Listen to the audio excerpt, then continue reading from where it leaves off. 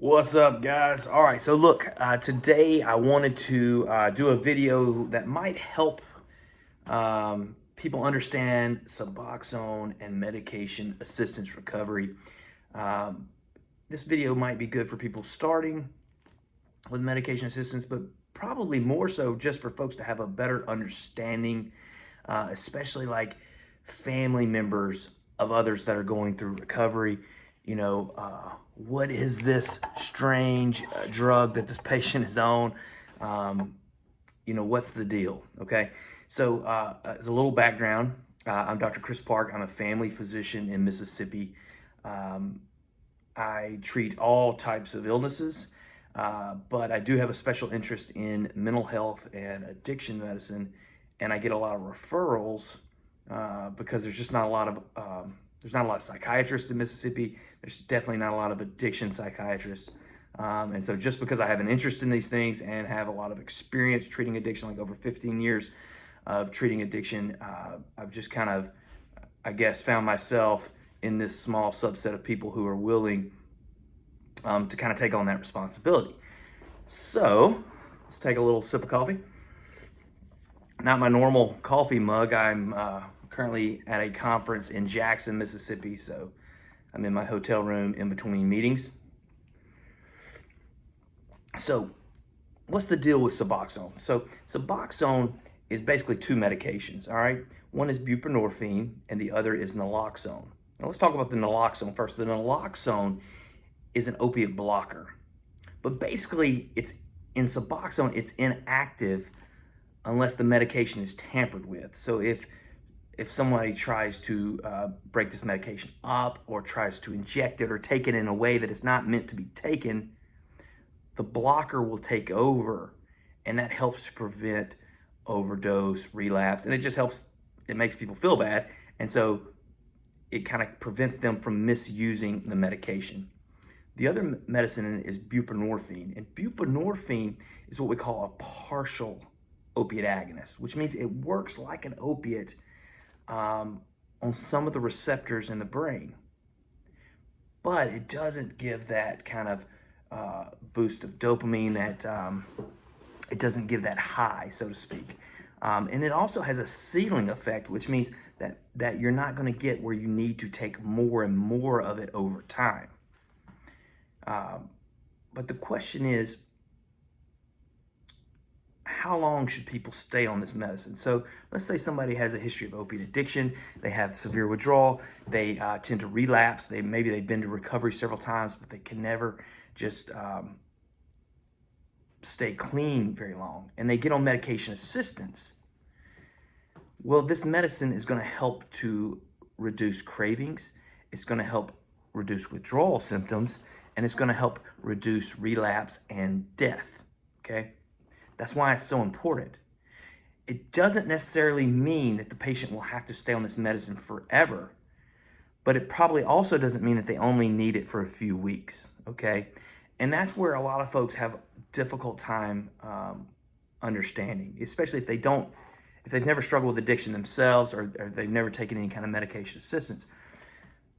Because the medication is a tool to give you the time to get the rest of your life in order.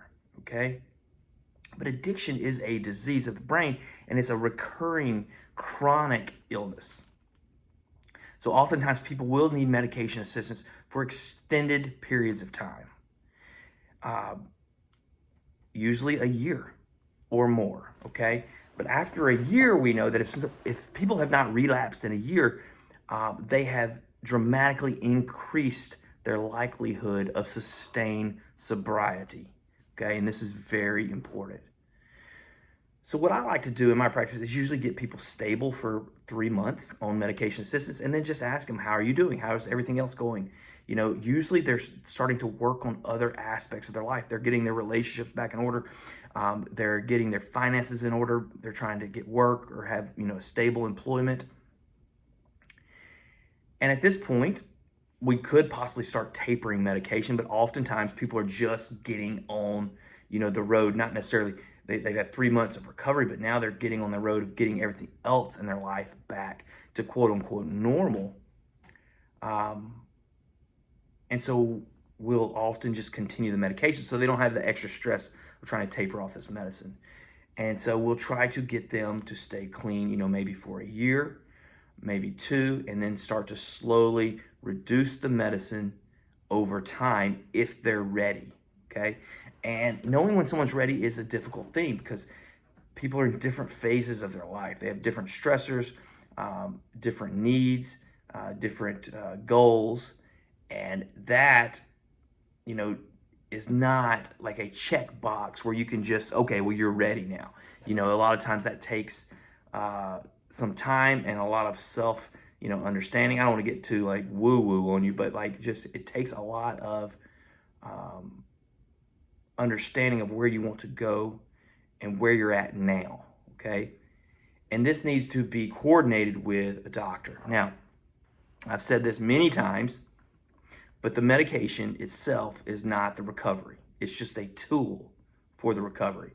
So patients on medication assistance should be working on other things in their life. The psychological issues, the trauma, the spiritual issues that comes along with addiction. This may mean going to 12-step programs, or it may mean just going to a counselor, or it may mean going to like your priest and regular confession and things like that, okay? Which would be my preference for people to go to their priest. But I think I've covered most of my thoughts on this. So basically, to sum it up, medication assistance works for many people. It is not a magic pill, but it helps.